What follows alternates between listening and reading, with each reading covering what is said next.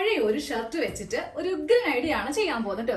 നിങ്ങൾ സത്യം പറയുവാണെങ്കിൽ ഈ ഐഡിയ ലാസ്റ്റ് കണ്ടു കഴിയുമ്പോൾ ഇത്രയും നാളുണ്ടായിട്ടും ഇതുവരെ കാണിച്ചില്ലല്ലോ ചേച്ചി എന്ന് ചോദിച്ചിരിക്കും.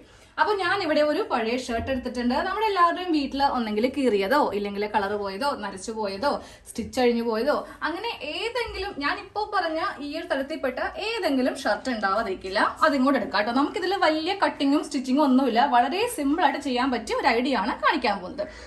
ഇപ്പൊ ഫുൾ സ്ലീവ് ആണെങ്കിൽ അതങ്ങോട്ട് കട്ട് ചെയ്തോ. ഞാനിപ്പോ ഇവിടെ ഹാഫ് ആയത് കൊണ്ടിട്ട് ഇത് കട്ട് ചെയ്യുന്നില്ല. ഇതിങ്ങനെ തന്നെ അങ്ങോട്ട് നിർത്തി കൊടുക്കുവാണ് കേട്ടോ. ഇനി നമുക്ക് വേണ്ടത് ട്രാൻസ്പെറന്റ് ആയിട്ടുള്ള പ്ലാസ്റ്റിക്കിന്റെ കവറാണ്. ഇതില്ലാന്നുണ്ടെങ്കിൽ ചെയ്യേണ്ടത് നെറ്റിന്റെ ഫാബ്രിക് ഇല്ലേ, അതെടുത്താലും മതി. ഇത് നമുക്ക് 4 കഷ്ണമായിട്ടൊന്ന് കട്ട് ചെയ്ത് എടുക്കാം. 4 പ്ലാസ്റ്റിക് ആയിട്ട് ഞാൻ ഇങ്ങനെ ഒന്ന് കട്ട് ചെയ്ത് എടുത്തിട്ടുണ്ട്. അപ്പൊ ഇതുപോലത്തെ പ്ലാസ്റ്റിക്കിന്റെ കവർ ഇല്ലെങ്കിൽ ഉണ്ടല്ലോ, ഇതുപോലത്തെ അമ്പത് കിറ്റില്ലേ, അതാണെങ്കിലും മതി. അതാണെങ്കിലും കുറച്ച് നമുക്ക് ഇങ്ങനെ ട്രാൻസ്പെറന്റ് ആയിട്ട് കാണാനായിട്ട് സാധിക്കും. അപ്പൊ ഇതില്ലെങ്കിൽ ഇതെടുക്കുക, ഇല്ലെങ്കിൽ നെറ്റിന് തുണിയാണെങ്കിലും മതി. നമുക്ക് ഇതൊന്ന് തയ്ച്ചെടുക്കാം. ആദ്യമേ നമുക്ക് ഇതുപോലത്തെ ഒരു ഹാങ്ങർ വേണം. അത് നമ്മൾ സാധാരണ അലമാരയിൽ എങ്ങനെയാണോ ഇടുന്നത് അതുപോലെ ഇങ്ങനെ ഒന്ന് വെച്ച് കൊടുക്കാം കേട്ടോ. ഈ ഭാഗത്ത് വെച്ച് കൊടുക്കാം. അപ്പോൾ ഇതിവിടെ ഇങ്ങനെ ഇരിക്കട്ടെ. നമുക്കിത് തൂക്കി ഇടാനുള്ളതാണ്. ഇനി ഈ ബട്ടൺ എല്ലാം ഒന്ന് ഇട്ടെടുക്കാം. അപ്പൊ അതെ, എല്ലാ ബട്ടണും ഇങ്ങനെ അങ്ങോട്ട് ഇട്ട് കൊടുത്തിട്ടുണ്ട്.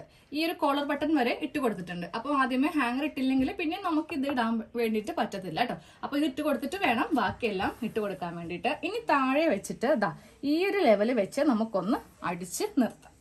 താഴെ ഭാഗത്ത് ഇങ്ങനെ അങ്ങ് തയ്ച്ച് നിർത്തിയിട്ടുണ്ട്.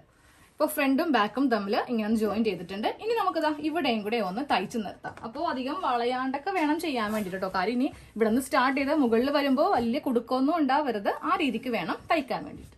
അപ്പൊ ഞാൻ ഈ സെന്റർ ഭാഗത്തൊക്കെ ഒന്ന് തയ്ച്ച് വെച്ചിട്ടുണ്ട്. ഇനി നമ്മളിപ്പോ കട്ട് ചെയ്തെടുത്ത ഈ പ്ലാസ്റ്റിക് കവർ ഇല്ലേ, ഈ ഭാഗത്ത് അതായത് ഒരെണ്ണം ഏറ്റവും താഴെ നിന്ന് ഇങ്ങനെ അങ്ങ് തയ്ക്കുക. എന്നിട്ട് ഈ ഭാഗം ഒടിക്കുക, ഈ ഭാഗം ഒടിക്കുക. ഇവിടെ ഇങ്ങനെ ഒന്ന് ഫ്രീ ആയിട്ട് വിടുക കേട്ടോ. ഇവിടെ തയ്ച്ച് വെക്കരുത്. അതുപോലെ രണ്ടാമത്തെ ചെയ്യുമ്പോൾ കുറച്ച് മുകളിലായിട്ട് കുറച്ച് ഗ്യാപ്പ് ഇങ്ങനെ കൊടുക്കുക. എന്നിട്ട് ഇവിടെ ഫിക്സ് ചെയ്യുക. വീണ്ടും അടുത്തതെടുക്കുക, ഇവിടെ കൊടുക്കുക. അതിനുശേഷം ഇവിടെയും കൊടുക്കുക. ഇങ്ങനെയൊന്ന് തയ്ച്ചു നിർത്തും. നമ്മൾ എന്തായാലും ഒരു ഓർഗനൈസർ ചെയ്യാൻ പോവുക. അപ്പോൾ അതിൻ്റെതായ നീറ്റിങ് നമുക്ക് ചെയ്യാം കേട്ടോ. ഞാൻ ഈ പ്ലാസ്റ്റിക് കവറിന്റെ 4 വശവും ജസ്റ്റ് ഒന്ന് മടക്കി തയ്ക്കുവാണ്. ഏത് മെഷീനിൽ വേണമെങ്കിലും തയ്ക്കാം, ഒരു കുഴപ്പവും സംഭവിക്കില്ല.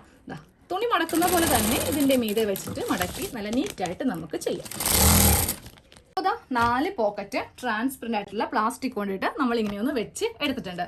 ഇതാകുമ്പോൾ നമുക്ക് അലമാരയിൽ തൂക്കി ഇങ്ങനെ അങ്ങോട്ട് ഇടാം. ഇനി വേറൊരു ഹോൾഡർ ഒന്നും ഇത് തൂക്കാൻ വേണ്ടിയിട്ട് നമുക്ക് ആവശ്യമില്ല. പ്രത്യേകിച്ച് അലമാരയിൽ വീട്ടിലെ നമ്മുടെ എല്ലാവരുടെയും ഹസ്ബൻഡ് അലമാരയിലേക്ക് ഒന്ന് കൈയിട്ട് വാരാൻ ചെല്ലുവാണെങ്കിൽ ഫുള്ളായിട്ട് ചിലപ്പോൾ എന്തെങ്കിലും ഒരു ഇന്നറോ അല്ലെങ്കിൽ ഒരു കർച്ചീഫോ മാസ്കോ എന്തെങ്കിലും നോക്കാൻ വേണ്ടിയിട്ട് ഒന്ന് പോവുകയാണെങ്കിൽ പിന്നെ അവിടെ ആന കരിമ്പുംകാട്ടി കയറിയ അവസ്ഥയായിരിക്കും. ഇതാകുമ്പോൾ അവർക്ക് വളരെ സൂക്ഷിച്ച് എടുക്കാം. ഇനി ഇതിലല്ലേ അലമ്പാക്കത്തുള്ളൂ, നമുക്ക് ഫുള്ളായിട്ടൊന്നും മടക്കി വെക്കേണ്ട ആവശ്യമില്ലല്ലോ.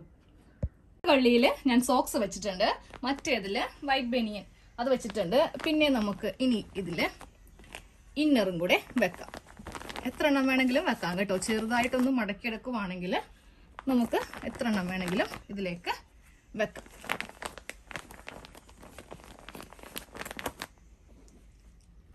ഒരു കള്ളിയിൽ മാസ്കും കൂടെ വെക്കാം. ഏത് മാസ്ക് ആണോ നമ്മൾ വീട്ടിൽ ഉപയോഗിക്കുന്നത് അത് നമുക്ക് വെക്കാം. ഇതൊക്കെ തപ്പി നടക്കണ്ടല്ലോ. എവിടെയെങ്കിലൊക്കെ പോകുന്ന സമയത്തായിരിക്കും മാസ്ക് എവിടെ, സോക്സ് എവിടെ, പിന്നെ കർച്ചീഫ് എവിടെ, ഇങ്ങനെയൊക്കെ ചോദിക്കുക. അപ്പോൾ ഇതേപോലെ തന്നെ നമുക്ക് വേണമെങ്കിൽ ബാക്കിലും ചെയ്തെടുക്കാം. അപ്പോൾ ഞാനിപ്പോൾ ഒറ്റൊരു ഭാഗത്ത് മാത്രമേ ചെയ്തിട്ടുള്ളൂ. നമുക്കിത് നമ്മുടെ ഏതെങ്കിലും ഒരു ഭാഗത്ത് ഇങ്ങനെ അങ്ങ് തൂക്കി ഇട്ട് കൊടുക്കാം. ഇതിൽ നിന്ന് എല്ലാം എടുക്കാൻ വളരെ ഈസി അല്ലേ.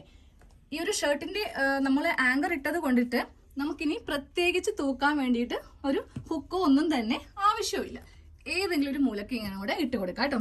അപ്പോൾ ഇതിൽ നിന്ന് പാൻറ്റി വേണമെങ്കിൽ പാൻറ്റീസ് എടുക്കാം. അതുപോലെ തന്നെ മാസ്ക്, സോക്സ്, വൈറ്റ് ബനിയൻ ഒക്കെ നമ്മളിങ്ങനെ വെച്ചിട്ടുണ്ട്. അപ്പോൾ ഇതിന് നമുക്ക് തപ്പേണ്ട ആവശ്യമില്ലല്ലോ. അതിനാണ് ട്രാൻസ്പെറന്റ് ആയിട്ടുള്ള ഈ പ്ലാസ്റ്റിക് തന്നെ വെച്ചത്. ഇതിവിടെ ഇങ്ങനെ ആരെയും ബുദ്ധിമുട്ടിക്കാണ്ട് അങ്ങോട്ട് കിടന്നോളും.